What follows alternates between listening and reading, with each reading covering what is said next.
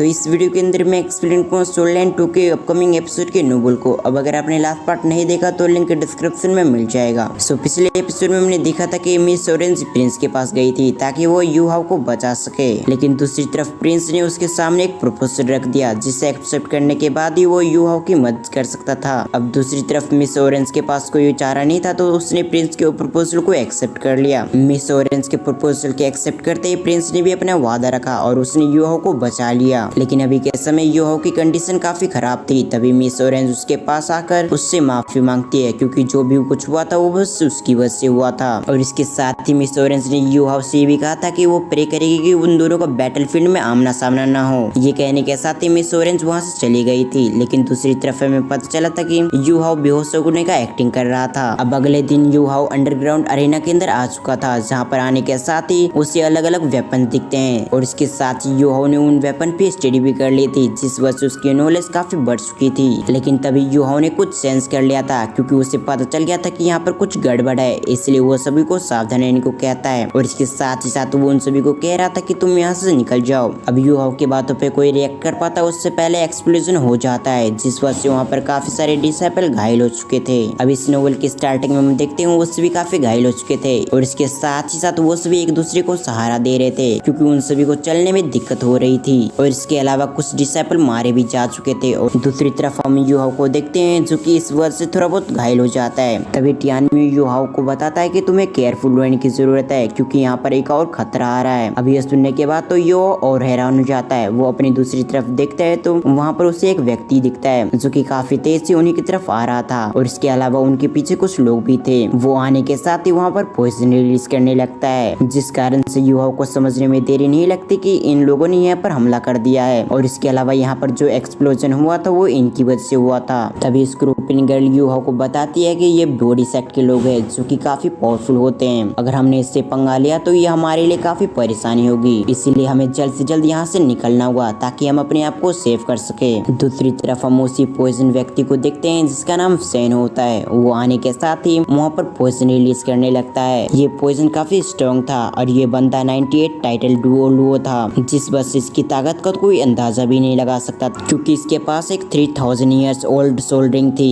जिस वजह से इसके पावर को कोई अंदाजा भी नहीं लगा सकता कि ये बंदा कितना स्ट्रॉन्ग होगा। अब इस पॉइजन की वजह से यहाँ पर जितने डिसाइपल थे वो सभी डेड होने लगते हैं। अब इस कारण से उन सभी स्टूडेंटों को समझ में नहीं आ रहा था कि अब उन्हें क्या करना चाहिए। अब इससे पहले वो ज्यादा कुछ सोचते उससे पहले जिंग होंग चेन आ जाते हैं जो कि आने के साथ ही सेन से कहते हैं आखिर तुम्हारी हिम्मत कैसी हुई हमारे स्टूडेंट के साथ ऐसा करने की और यहाँ पर आने की, इसकी सजा हम तुम्हें जरूर देंगे। ये कहने के साथ ही उनके पीछे जितने भी डिसाइपल थे उन्हें कुछ इशारा करता है, जिस वजह से वो सभी सेन से लड़ने के लिए चले जाते हैं। लेकिन दूसरी तरफ सेन भी अकेला नहीं आया हुआ था, जिस वजह से वो अपने लोगों को इशारा करता है तो वो उन सभी स्टूडेंट से लड़ने लगते हैं और मौका देखते ही सेन जिंग होंग चेन पे हमला कर देता है ताकि उसकी जान ले सके। और साथ ही साथ वो कह रहा था कि मैं आज तुम सभी को जान से मार दूंगा। और इसके अलावा सेन यहाँ पर कुछ खास काम से आया हुआ था ताकि वो यहाँ से कुछ ले सके। अब सेन यहाँ पर क्यों आया था ये हमें आगे पता चलेगा। अब हमारा शिफ्ट होकर सेन पे आ गया जो कि होंग सेन से लड़ते हुए उससे कहता है आज तुम और तुम्हारे स्टूडेंट सभी मारे जाएंगे, इसलिए तुम सभी हार मान लो ताकि तुम सभी को मैं आसानी से मौत दे सकूं।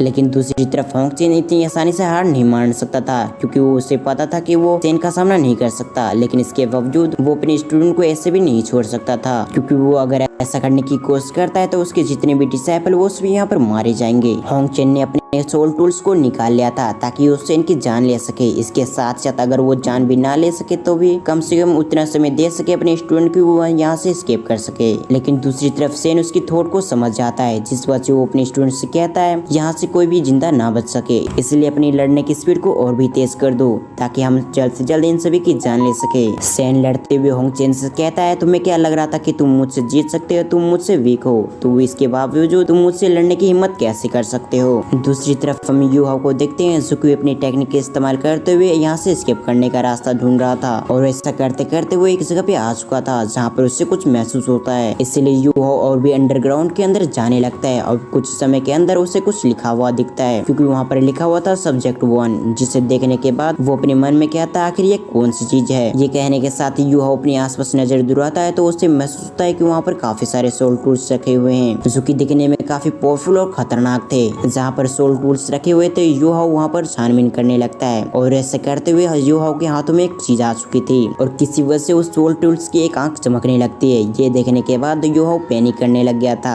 वो अपने मन में कहता आखिर यहाँ पर क्या हो रहा है, लेकिन योहाओ को महसूस होता है कि वो सोल टूल्स ज्यादा खतरनाक नहीं है, इसलिए योहाओ के चेहरे पे एक स्माइल आ चुका था। योहाओ अपने मन में कहता है इस सोल टूल्स को मैं अपने पास रख लेता हूँ, शायद ये भविष्य में मेरे काम आ जाए। योहाओ इसके बारे में सोच रहा था, उस समय वहाँ पर कोई आ जाता है जो कि आने के साथ ही योहाओ पे हमला करने लगता है। इसकी स्ट्रेंथ की बात की जाए तो ये स्ट्रेंथ भी योहाओ से काफी अधिक था। वो आने के साथ ही कहते हैं तुम बेकार इंसान, आखिर तुम्हारी हिम्मत कैसी यहाँ पर आने की। अब इस जानी मानी आवाज को सुनकर स्कॉर्पियन गर्ल हैरान हो जाती है। वो कहते हैं ये तो काफी सिमिलर वॉइस लग रही है। अब इसी सीन के साथ हमारा ये पार्ट यहाँ पर एंड होता है। अब अगर आपको एक्सप्लेनेशन अच्छी लगी तो वीडियो को लाइक करके चैनल को सब्सक्राइब कर लें। इसके साथ ही साथ बेल आइकन को ऑल पे प्रेस करना ना भूलें। अब अगर आपको नेक्स्ट पार्ट देखना है तो आप मुझे कमेंट करके बता सकते हैं। मैं मिलता हूँ किसी और वीडियो में, जब तक के लिए थैंक्स फॉर वॉचिंग।